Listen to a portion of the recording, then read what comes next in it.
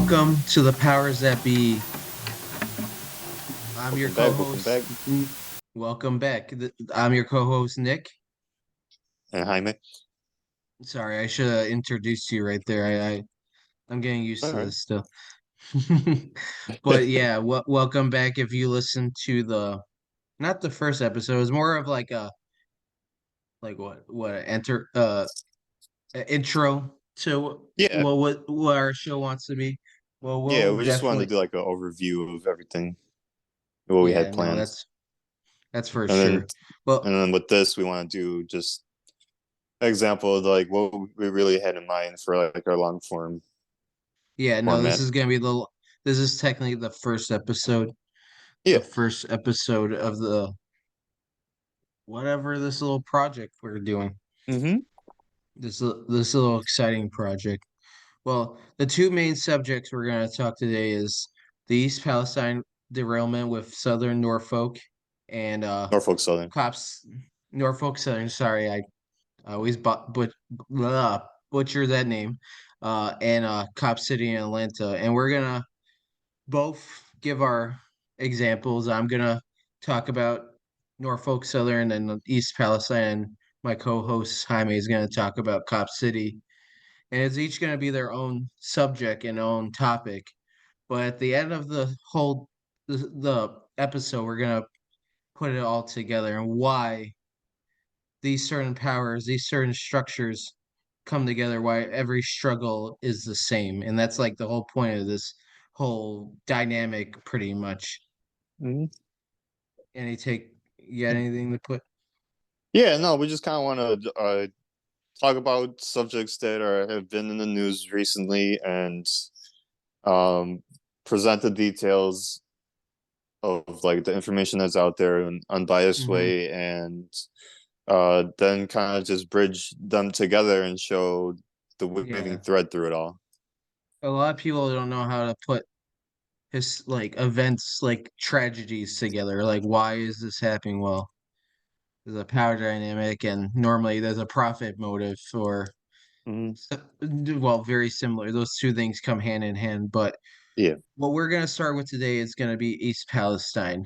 And I'm sure a lot of people have heard about it in the news, and I'm going to give a small layout of the day that happened on February 3rd. So it happened on East Palestine, and I think the early Thursday morning of in East Palestine. Well, in Ohio, 30, East yeah, Palestine, Ohio. East Palestine, Ohio. Sorry, I was reading something and got lost. 30 cars with some filled with chemicals left the tracks and caught fire, triggering evacuation and and caused questions from residents about the implications about their health. The NTSB believes a wheel bearing in a car overheated and failed immediately before the train derailed. But it's very interesting because ProPublica, the article I'm taking this from actually right now, we're gonna cite a lot of the information we're gonna put in the, in the title and In our whatnot. But descriptions. description, there you go. I couldn't think of the name of it, but but it actually was learned that Norfolk Southern disregards normal problems like this, mechanical problems like this on other trains that months earlier had jumped the tracks in Ohio. And that I think that was Springfield, Ohio, that happened a couple months Mm-hmm. ago in October. And the funny thing, when this happened, it's very similar to East Palestine. It's not as bad. Well, it didn't just radiate a whole town and made it a chemical wasteland. But in this one, they noticed on the reports that crews were aware of failure on the bearings, like they saw overheating on the track because there's sensors every so mile and whatnot. I'm not sure about the technicals of all of it, but this dispatchers told the crew that supervisors determined the train could continue without the engine being taken apart because it was the engine that was overheating the wheels, and Mm-hmm. it was say that they had to move the engine aside and fix it for a couple hours. They could have went back to what it was doing in a couple hours, but because of profit motives and the owners and management wanting to keep things going, Yeah. because No.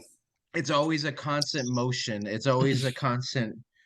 want to keep the profits going, and that's really shows a lot in the railroad industry right now. But And yeah, but that kind that of plays into the whole point of why we had the railroad strike a couple months back, oh yeah, and that's a very true and point too. yeah, and it just goes to show, like, yeah, like there's these crews that have these long trains with all these cars, and it'll only Dude, be like trains, a crew of two people that have to like make decisions on these things.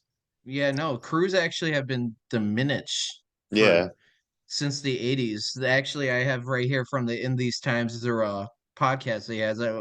Like I said, we'll put it in the description.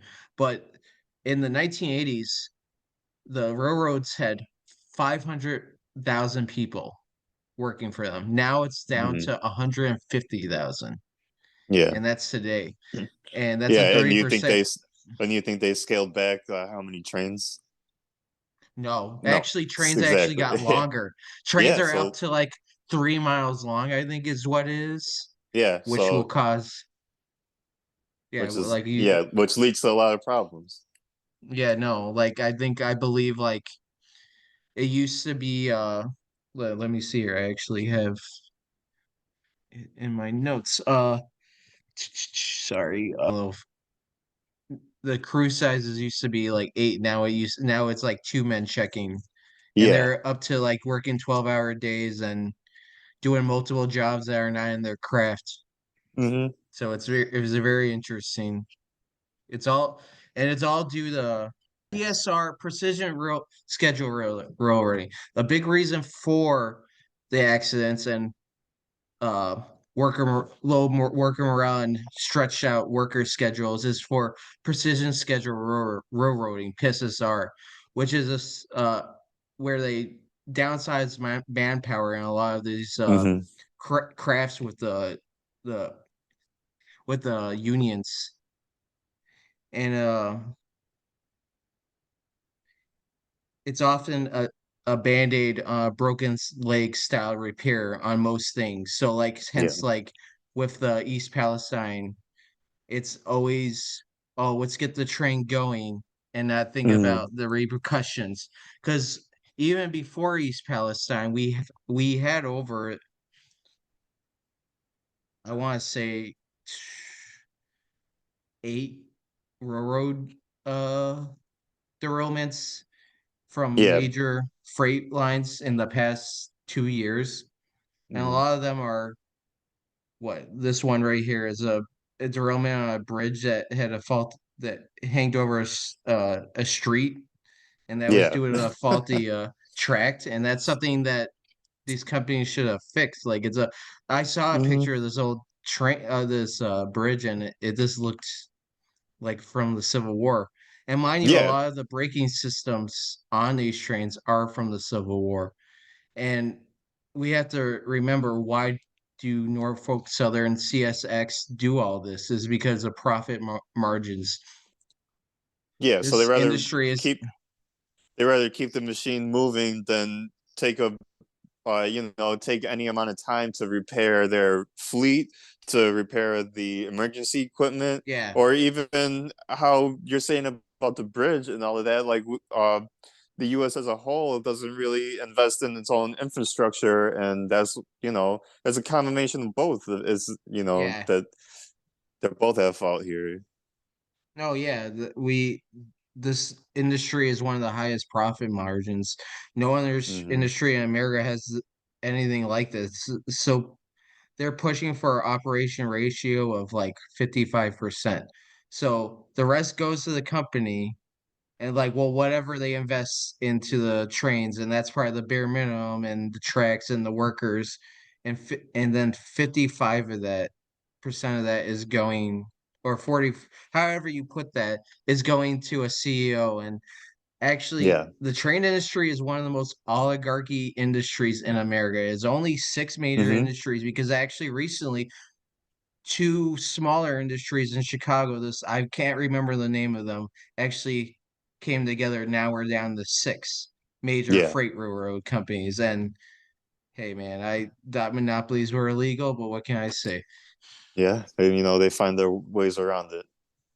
Yeah, no, it's crazy. The when you look into it and like things they're not doing for the people in East Palestine, or even what happened in other countless cities the past many years, they give them scraps, and Yeah, I think the East Palestine residents are getting only like they said $1,000, but when someone did the math for what they gave, it was like $5 for this like fund they gave, and then like it was like a $500,000 fund they gave, and then they gave another $1 million to some like benefit, but then that's only like $250 going to each resident or something like that, and it's the yeah, scraps. and when you look at the scale of what happened, and and when they're talking about that, a lot of the surrounding area is used for like what, like farming and stuff, and Oh yeah, they're yeah, talking so about that the dead that animals. the dead animals and everything, and you think that that's not going to affect the people themselves. And so when you look at the scale of it and what the response was from either the local, from the company itself and the government too, like you're saying, Yeah. for the response, or like what they're giving them back, what they're saying is supposed to be like the it's like, No. oops, like like Yeah. that's not going to make up for the long-term damage that this is going to do. Even Pete Buttigieg, like fuck that guy. Fuck, he's the worst. He's a pawn for capital as much as any other bureaucrat. But he even said he's like, we can only give a fine of $250,000, even if someone dies, and that is the highest. And I'm And like, you look at how long it took him to even like show his face over there oh yeah, that's true too. Well, mind or you, say every anything about the politician. situation. I really hate every politician. Well, Biden didn't even show up. He showed up in Ukraine, the grabbing Zelensky's ass. But we also saw Trump show up for like a couple hours, gave some shirts and hats, and then we saw what? Who's that congressman they have in Ohio? That rich boy from California, from the God, I forget his name, but he showed up for a day, and they don't come back. Like, no, No. it's sad, honestly, and it's fucked up because there's a there could be a big problem with Trump winning a purple state like Ohio and in the next election. Like, I don't want either one of these men, but well, I don't know if he's going to be arrested by that point, but by this point, by this is released, but who knows? Yeah. Yes. So yeah, it's a shame what's going on in Ohio. It's a shame what's going on with the freight railroads right now. We're Hmm. putting the the rich don't live next to these railroads. I live next to a railroad right now. Only a couple yards outside of my fucking apartments. I couldn't imagine if a train just flipped one day and like took out like half the complex or something. It's just a Yeah. scary thought because it's only the poor, the needy that live next to these trains, and it doesn't go through any wealthy person's backyard. Yeah. And And when there was a chance for something to be done to help these workers when they had to strike, you saw what the response was there, and there's oh just yeah, they force a contract down their throats. yeah, When every railroad worker, every freight smart operator was saying there's going to be derailments, there's going to be problem because everyone is tired, everyone is overworked, people are doing things outside their craft, and when you're a specialist in a craft like this, it's you're gonna make mistakes, and yeah, it's people go to work with COVID, with the flu, and it's just a shame. People's lives are on the line, and yeah. Well, it when could you have see been that, all avoided. yeah, when a lot of this stuff, when the majority of this is all preventable, and they just Yeah. choose to like turn a blind eye to it, and then there's no response that will like make up for the long-term damage. What So was the reason for the pushing of the contract? Wasn't it for Christmas? For hmm oh, we need to do this for America. Well, yeah. now we're poisoning America with fluorochlor. What's the chemical called again? I can't remember. I have it right here, I think. Well, anyways, this poisoning towns in the Midwest and making Hmm. a big profit, and what are they gonna do with that money, Jaime? What are they gonna spend it on? Spend it Well, on giving making more profits for themselves. what's also a big project that they're like, we're gonna take a little break and probably, but what is the next topic at hand, and how could well, you can explain. Well, we'll come Yeah. right back. All right. So for the second story today, we wanted to focus on Cop City and also how it all plays into the policing in the U.S. in general and the international reach. Yeah, no. So the proposed building of Cobb City is in this South River Forest just outside of Atlanta. Um, and the proposed size for it is 85 acres, which to put it in context is the length of 64 football fields. And it'll Pretty be big. a yeah, 90 million cost project that will be taking the public area, which is earmarked for a park. And, this is supposed to be like for the public and for the local Yeah. community and everything. Mind you, And this what they is want to also make in. it into, No, you go. what they also want to make it into, I mean, what it basically will be is a city within a city for the police, Hmm. which further disconnects them from the people that they are supposedly sworn to protect. And there's Yeah, examples no. of this that span from all over the world, from here in Chicago to London. And um, in Chicago here, we just had completed our own 170 million fire and police academy, despite facing similar protests of those that were ongoing in Atlanta. And Yeah. in New York, there are plans announced for a 275 million update to the training facility that they have in the Bronx. And this Damn, just I didn't follows even a know trend about of this. highly funded. This just follows a trend of highly funded police training facilities that and cities that are not only supposedly cities with not only supposedly liberal city officials, but can also be seen as a continuing distancing from the whole defund the police movement and Hmm. pushing for more police and treating their cities as urban warfare zones. And you got these lawmakers that appear to be tough on crime and serious about aligning with the police even more in areas with high black and brown populations. Yeah, it's all a form of And in these, suppression. yeah, we'll see it's like a whole overarching story throughout the whole country. And the Yeah. facilities like this not only train local police, but out of state police, which will escalate the police militarization that we've seen over the years, spanning from the 2020 responses to George Yeah. Floyd and just given the policing the tools necessary to quell potential uprisings that go on, which is an irony that instead of recognizing the cause of this disconnect and backlash or the danger of their paranoia against their own Hmm. constituents, these elected officials continue to view this as a necessary step in an arms race against their own citizens. And they're just ongoing blindly spending billions of dollars preparing for more of these events, just seemingly unaware or unconcerned that more uprisings will be exactly what will Yeah. come from this. Yeah, yeah, it's just more suppression of uh, of the population. And so with these protests, there's I'm sure you've heard of the killing of the forest defender Miguel Turan. That they went by the name Tortuguita, and Hmm. there's a 26-year-old that on the morning of January 18th, SWAT units cleared out protesters in the area.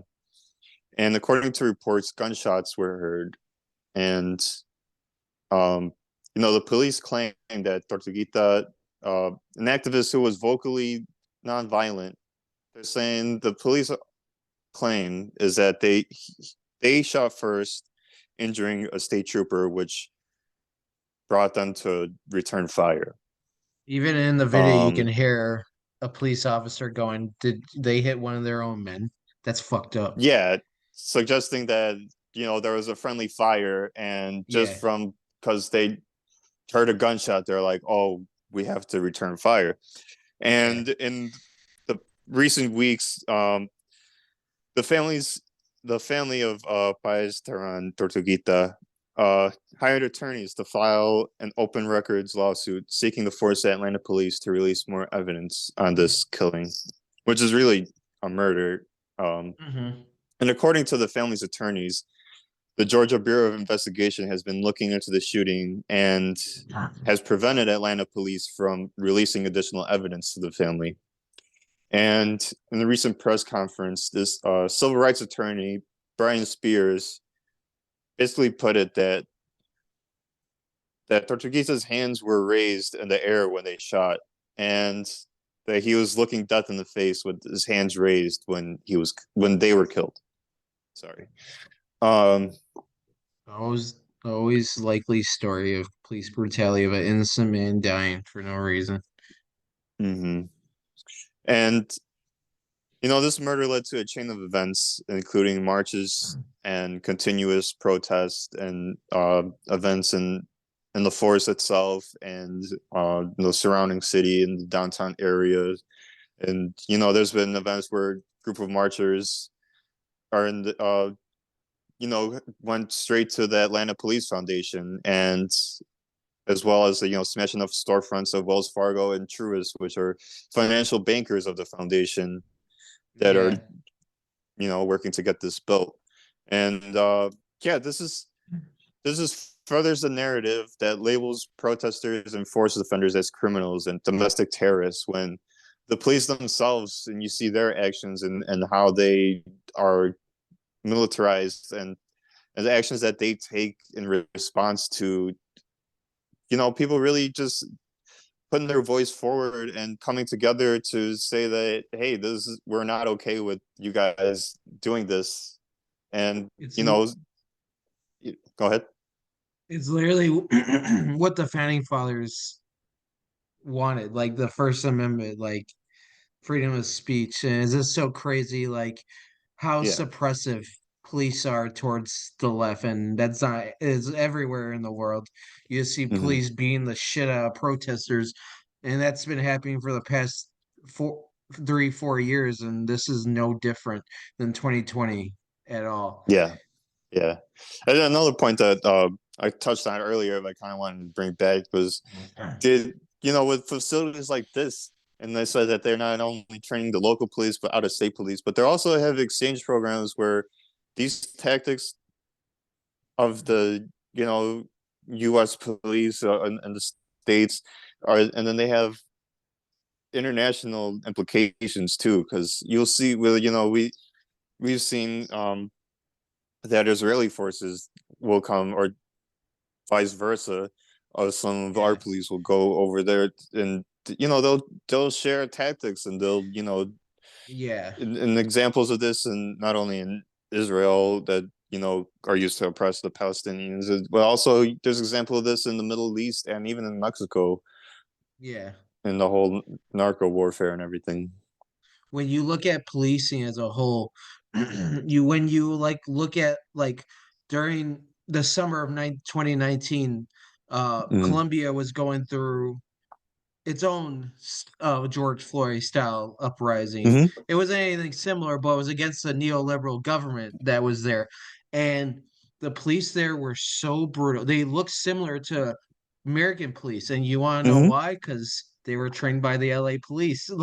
Yeah. These policing is a very big not a brotherhood, but a big thing in this world. Like Yeah. American cops teach South American cops. We teach African cops because that's the militarization. We have the Yeah. equipment to give to them. We see that with Israel and the Georgia police a lot. And that's scary because you see what they do to the Palestinians. And Yeah. And when you see the police that are using military grade weapons and equipment, it really goes to show that the further along, not so far off from like being a police state in that sense.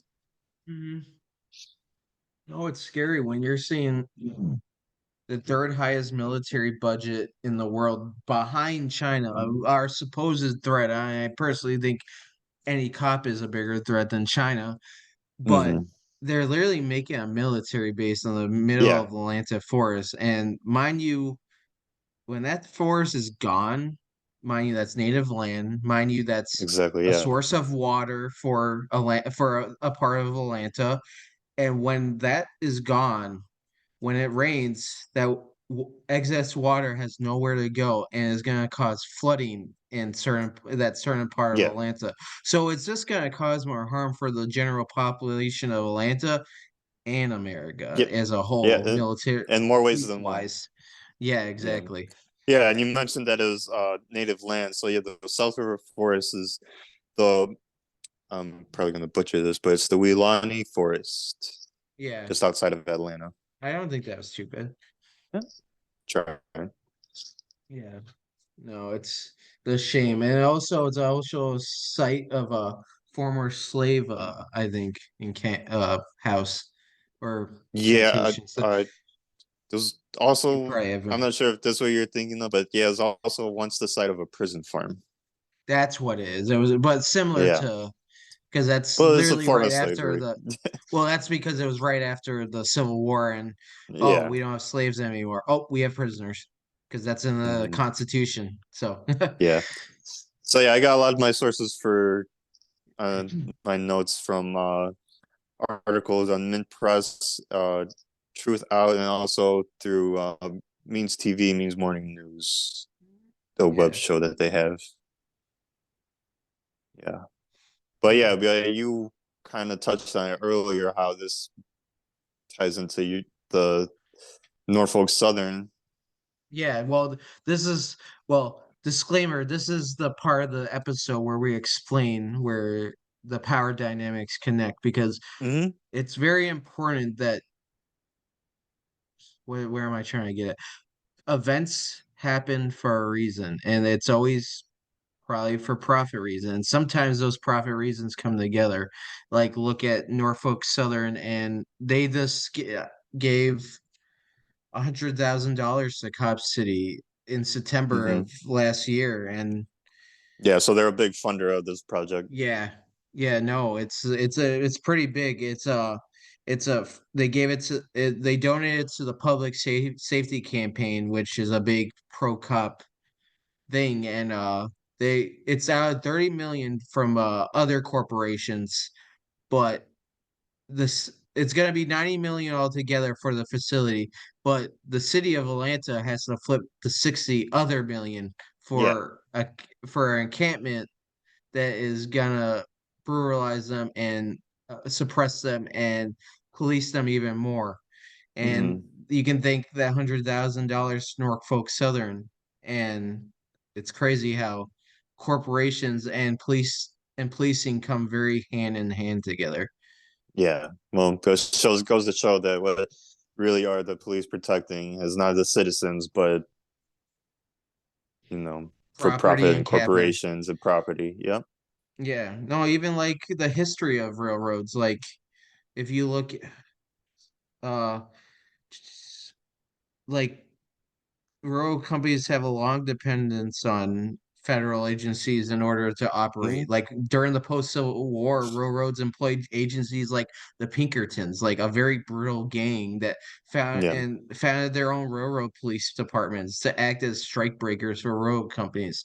So mind you, they also have Norfolk has their own police force and they train with the Atlanta PD, and they have been accused for being racist, for being discriminatory towards people that live near these train sites. Even in Chicago Hmm. alone, in Chicago actually, where is it? They actually did a sting operation in Chicago, I think last year, and it was like 3 miles from the yard. They would move Hmm. this whatever the fuck the goddamn train the The rail yard, god damn it. Yeah, well, the thing they carried things in on the the train. I container. don't know what container. There you go. Whatever. The container, but it would be 3 miles away, and this was in conduct with the Chicago PD and Norfolk PD. And Hmm. the local residents thought that was entrapment, and it really was because they had to Yeah. apologize for it because they Hmm. were trying to trick people in, and that's the problem with policing. And this is a problem with policing with a private industry. That's scary. Like they're gonna Yeah. use their policing to suppress workers, suppress local residents, and they're just gonna learn the brutal tactics of other policing around the world. Exactly. Yeah, it all goes hand in hand. No, it really does. And this is something that a lot of people should realize. Like these two things came together. Like Hmm. Norfolk Southern makes millions of dollars, doesn't put it towards safety regulations. They're breaking systems from the Civil War, Yeah. derailments almost fucking daily at this point. Yeah, And it seems like this has been more common as of late. yeah, no, it really is, and we were warned. But at the end Hmm. of and in the end of the day, they did not give any of that money to the residents of East Palestine. They gave it to a fucking military base for Atlanta PD and basically the trained police forces all over the world. Hmm. And our men are always made to suppress the working class or any oppressing class will use our men to suppress other classes in history. So it's Exactly. scary Yeah. stuff, honestly. Yeah. And with these two stories, we just wanted to present you guys the facts and just show how these not only affect like the local communities that are dealing with the repercussions of all of this, but also it affects all of us as a whole. Yeah. Because it could really happen anywhere.